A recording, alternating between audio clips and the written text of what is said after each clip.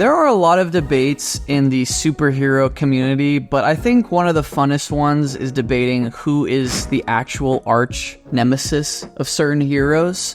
Everyone has their favorites, of course, but there's no doubt that some have done far more disastrous deeds than others. Yeah. One of the most hotly debated ones that we want to talk about today is who is Spider-Man's true arch nemesis. A lot of people would probably just come out and say, it's Green Goblin, it's Doc Ock. But Spider-Man's kind of a special villain. He's not really like Batman where, it's just Joker. Spider-Man's got a lot of villains that really think they're his number one nemesis and try to prove it. And dude, I did some research on some of the things that Green Goblin and Doc Ock have done to Spider-Man and other characters too, like Venom and Kingpin. It's just really scary. I don't think Batman has had stuff done to him like the way Spider-Man has. Well, it's to the point where the villains aren't scary anymore. The writing is. Yeah, you know what I mean? The writing's the true arch nemesis. It is, because the writing is Spider-Man's true arch nemesis. His greatest enemy truly is Marvel editorial. But for the sake of today's video, we're gonna try and figure out who is Spider-Man's greatest nemesis. But before we get into it, guys, question of the week: who is your favorite Spider-Man villain? Not who you think is the best necessarily, but just who's your favorite. Yeah, everyone has one. Is it, Venom, Green Goblin, Doc Ock? The Spot. The Spot. The big wheel. No, Spot is low-key my favorite villain, though. He's up there. Yeah. He's up there, especially from Spider-Verse. Also, don't forget to like and subscribe. We are a small growing channel, but every like really helps. And consider hitting that subscribe button and becoming a fellow lad. Let's get into it.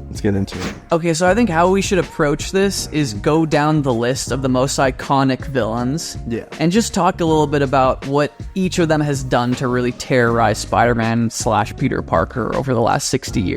Yeah, I think that's a good way to go about it. We're going to start off a little smaller, because once you get into the ones that are probably going to be the runner-ups for who is Spider-Man's greatest enemy, the list just doesn't end with the deeds they've done, bro. Researching what Green Goblin has done to Spider-Man before, I was shaken to my core, bro. I couldn't believe it. No, it's truly traumatizing, some of the things he's done to him. It is. But there are a couple other villains throughout the years that have really pushed Spider-Man close to his breaking point, to the point where a lot of people might think of them as their favorite Spider-Man villain or Spider-Man's greatest villain. First we got Kingpin. I know a lot of people probably think of Kingpin more as a Daredevil villain nowadays, which makes sense. But actually, funny enough, Kingpin actually started as a Spider-Man villain. Yeah, and he was definitely more of a Spider-Man villain when he, first appeared. He was, a goofy... businessman. John Romita businessman with a cane that had, shot lasers out of it, Yeah, and Frank Miller really, revamped him to be this gritty mob boss. Yeah, and he was no, actually, this guy's cool. Yeah. Something funny, just a little side note. Yeah. But reading through the original, Daredevil run through the 60s and 70s, it's actually crazy how many villains Daredevil shared with Spider-Man. Yeah. The very first villain that he ever fights, superpowered, is Electro. Yeah, because they couldn't think of anybody for him. I know. Who's he gonna fight? I know, it's just crazy. Yeah. But yeah, Kingpin. Honestly, he's one of my favorite villains. And I think he's in a unique spot, too, as contender for greatest Spider-Man villain, just because he's not super powered. Usually, he doesn't pose too big of a fight physically, besides those 60s comics where he's this is all muscle, not fat, and he just, crushes Spider-Man, which I also love. He kind of has this unique grip over Spider-Man because he doesn't have these superpowers, but he just controls all of the crime. Yeah, so no matter what Spider-Man does on a daily basis, he never gets closer to taking down Kingpin. It's not a challenge that Spider-Man could just overcome by hitting him and then throwing him in jail. And weirdly enough, I think he's not his greatest enemy, but he might be the hardest one to take down. Yes. Truly. Absolutely, because he's not just a crazy idiot in a costume that wants to kill him. That makes for a really, really tricky conundrum for Spider-Man to solve, Even, I remember when they did the whole story of Kingpin becoming mayor of New York, which is absurd and ridiculous, but I kind of love it. I remember he outlawed all superheroes in New York, except for Spider-Man, just to make all the other heroes kind of spiteful and hate Spider-Man, because they thought he had something to do with Kingpin. Yeah. Another thing, it's not in the main canon, but in the Ultimate Universe, he found out Peter's secret identity and was gonna blow up his school, like full of kids in it. And I'm like, what the fuck is wrong with you, bro? Okay, but that's Kingpin. He obviously has a very intellectual back and forth with Spider-Man, which makes for some great stories, you know, really finding the loopholes to bring him down in the correct way. But there are others that have done, like, far more emotionally traumatizing things to Spider-Man. And the next character we want to talk about in this regard is Venom. Venom, for me, like, it's such a toss-up of who's my actual favorite villain, but Venom's really up there. He is, and I kind of miss Venom being a villain. Oh yeah, big time. I like the anti-hero stuff, and the Lethal Protector stuff is cool. I like to see him get a kind of redemption, but there's something so terrifying about, like, this hulking figure that looks like Spider-Man with this, like, disgusting tongue. 100%, because a lot of the Spider-Man villains, you know, made in the 60s, 70s, are, like, kind of goofy. Absolutely. Like, if you saw them in real life, you'd be like, the fuck is this guy doing in, like, a goblin mask, you know what I mean? Yeah. But, like, Venom, undoubtedly, if he existed in real life, like, I'm shitting my pants in front of him. It's horrifying. It's really scary. And it makes sense because, like, even though it was 30 years ago in real life, not in the comics, MJ in the comics now is still, like, completely traumatized by Venom and, like, hates it whenever Pete wears anything that looks like the black suit because it gives her horrible memories of being, like, terrorized by Venom. Because Venom actually would, like, stalk her and Aunt May and just, like, show up to their place. Yeah, I'd be like, yeah.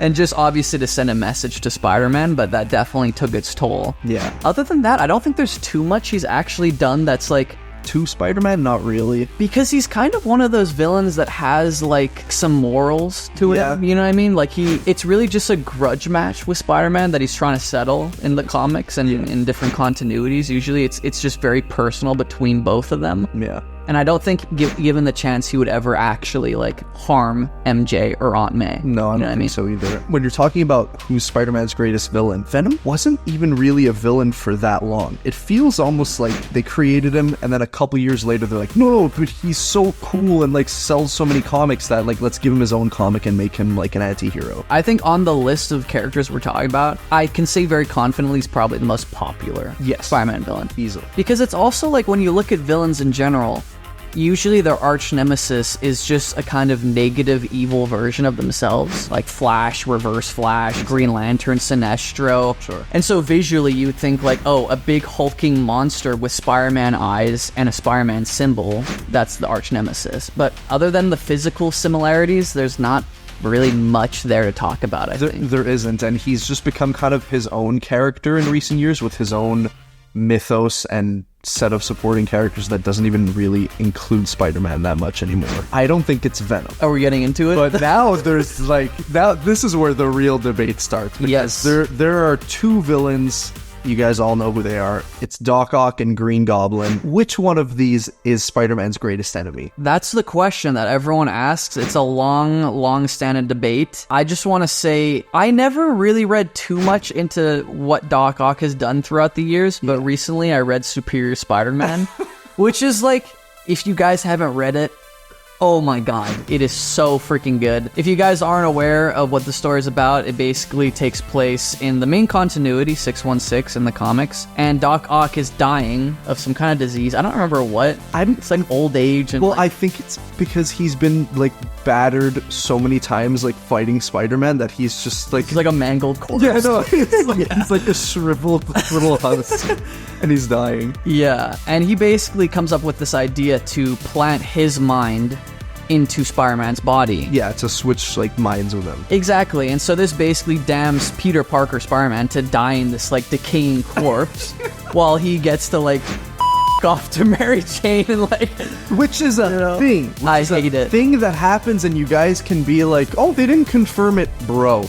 He has access to all their memories. Yeah. You see them making out, and he's, like, thinking about all their quote-unquote most tender moments. And it's the worst. It's the worst thing ever too, because in the storyline, a piece of Peter's conscience still remains inside his body. Oh, and he can see everything that's going on, too. Yeah. So it's like... He's like, no, please don't access that. Yeah, and it's like watching someone take control of your body and, like... think about Bang your girl. It's so freaking bad. It's wild. And all of this just to prove to Spider-Man that he can be a better Spider-Man and hero than Pete can. Yeah, and if that's not a fucking arch nemesis, I don't know what is. Yeah. Also, he tried to marry Aunt May. And probably banged her too. Imagine your mom gets banged by your arch nemesis. I'd kill myself. Oh my god. Oh, yeah. And he was also indirectly, but like kind of directly responsible for Captain Stacy's death, Gwen Stacy's father. If he wasn't terrorizing the city and like fighting Spider-Man and destroying buildings, debris wouldn't have fallen onto the street and killed Captain Stacy. But besides that, in that story in particular, it really kind of gives a lot of humanity to Dr. Octopus, and you kind of get to see his backstory and understand how he came to be this way. You know, his father was very abusive. Yeah. And all that. And I think that story kind of humanizing him, it takes him off the #1 contender list for me. You know what I mean? Yeah, it really does. Because, like, just off the top of my head, hearing the phrase, like, oh, he switched bodies with him, that's one of the most evil things ever. But nothing Doc Ock has done ever has come close to the shit that Green Goblin has gotten up to, bro. Dude, and I will say the things we're about to get into are part of the reason why so many Spider-Man fans are just fed up with the comics. Oh, yeah. 100%. Because just every time a writer wants to put his own twist on the character and it's like, what's the next big thing that Norman's gonna do? It's too far! It's too far every time. Should we just go in order? Yeah, let's get into it. The #1 thing, he killed Gwen. Yes, which is a great story. It was a huge moment in comics in general. Yeah, it was like the first time they'd ever like really killed a character in one of the big 2 comics. Yeah, and wasn't that like the official start of the Silver Age? Like that's the thing that issued in more mature stories throughout the 70s and 80s. So that's pretty huge. That's not like the worst thing ever. Like it's horrible, but you're like, yeah, a villain would do that. Spider-Man's greatest enemy would do that. I bet a lot of you guys didn't know that he also banged Gwen and got her pregnant. Yeah, so that's 3 things. He banged her, he got her pregnant, and then he killed her. Like, it's boggling to even say out loud. It is. And listen, just for house cleaning, I'm gonna have to address that they have recently retconned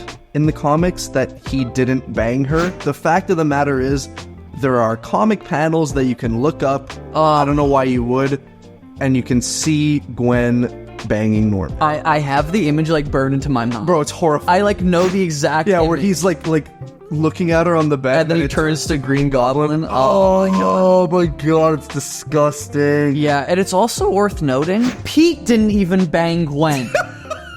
Pete literally got cucked by his arch nemesis. Yeah, that's the thing with Marvel editorial. They just love to cuck Pete. I can't believe it. It's even happening as we speak in the comics. And he was with Gwen for like years. They never banged. And then Norman just fucking slid in there and got her pregnant and killed her. Like, I can't believe it.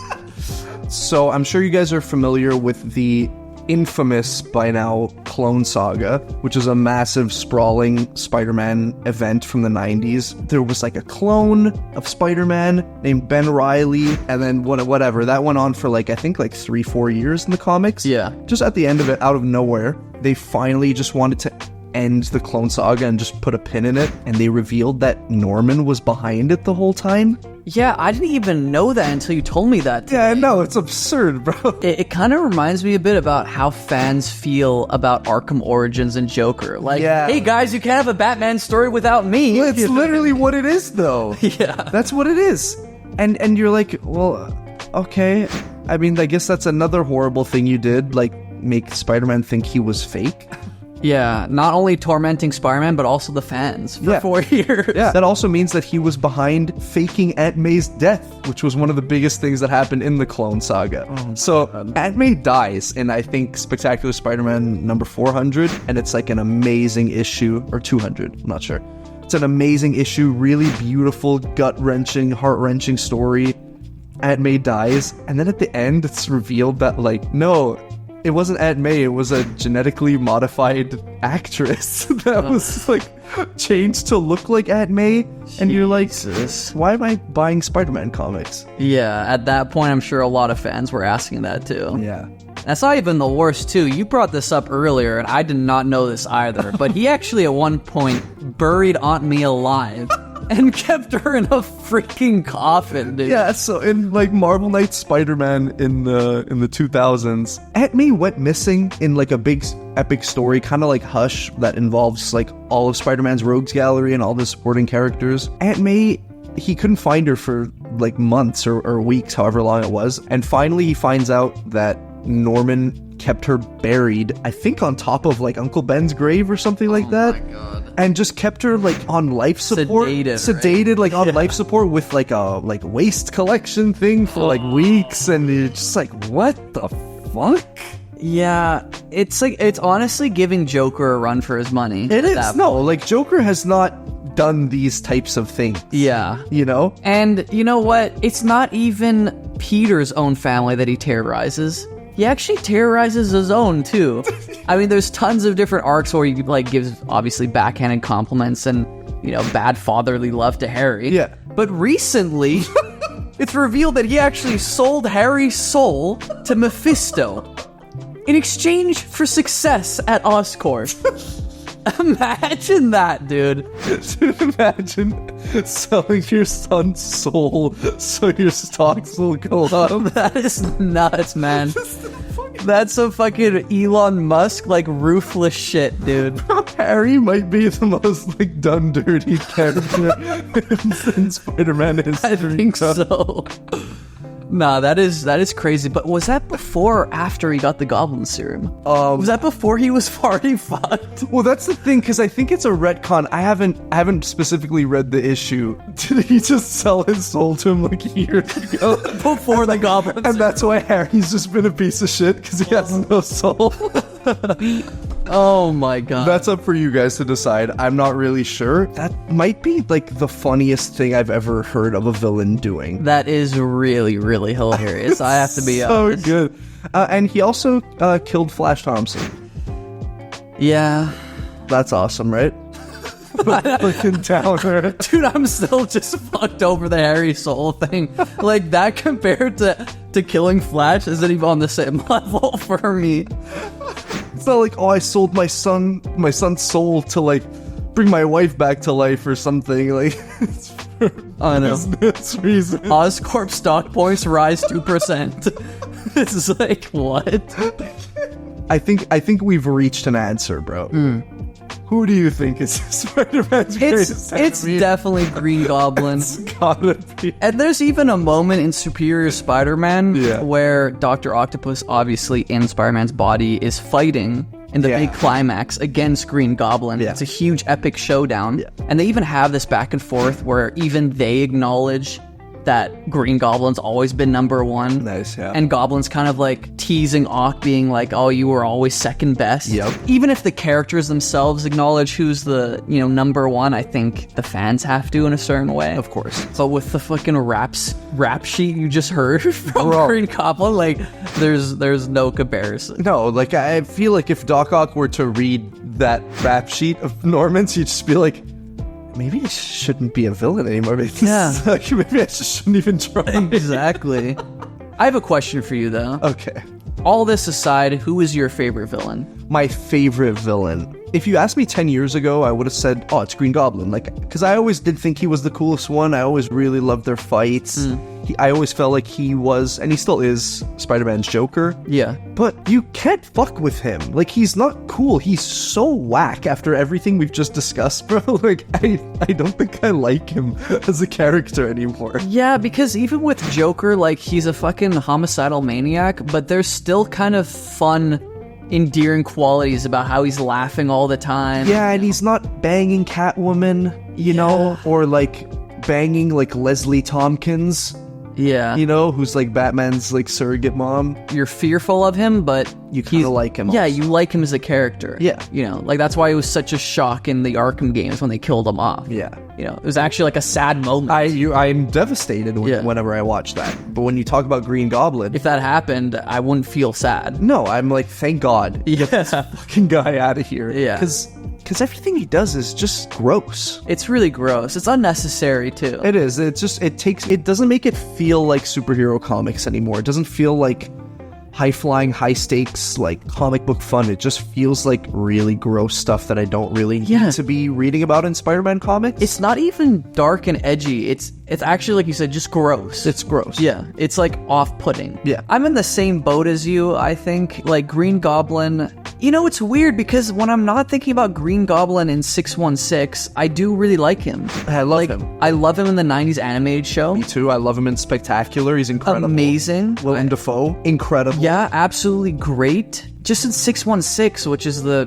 timelines we're analyzing right now, God, he's too whack. So for me... I think it's gotta be Ock. For me, it's Ock too. Especially after Superior Spider-Man, that whole character arc. Yeah. And I also like that Ock has kind of got more of that, like, mad scientist quality to him, you know what I mean? Yeah, he's more of a fun villain. Yeah, definitely more fun. Like, there are no redeeming qualities to Norman Osborn. Yeah, I agree. Not one. I have to say, though, I do have a sweet spot for Venom, too. Venom's awesome. Venom is so cool. Well, Venom's awesome. It's just kind of like a Deadpool thing, though, where you're like, well, he's just like a good guy now. We had our issues with Marvel Spider-Man 2 by Insomniac Games. Yes. But it was undoubtedly, undeniably refreshing to have an evil Venom again. Yes, it was nice. It was really nice to have an evil Venom. Yeah. I gotta agree with you on that. But that's it for this week's video, guys. We have narrowed it down. I think unequivocally, Green Goblin is Spider-Man's arch nemesis. Has to be. He has to be. Let us know in the comments down below, who is your favorite Spider-Man villain? And who do you think is Spider-Man's greatest enemy? Do you disagree with our take? Do you agree with us? Let us know. Like the video, share with your friends, subscribe. It'll really help us out. Like we said, we're a small growing channel, but we love making these videos for you guys. Yeah, guys, we hope you enjoy the video, and we'll see you next week. Peace. Peace. Peace.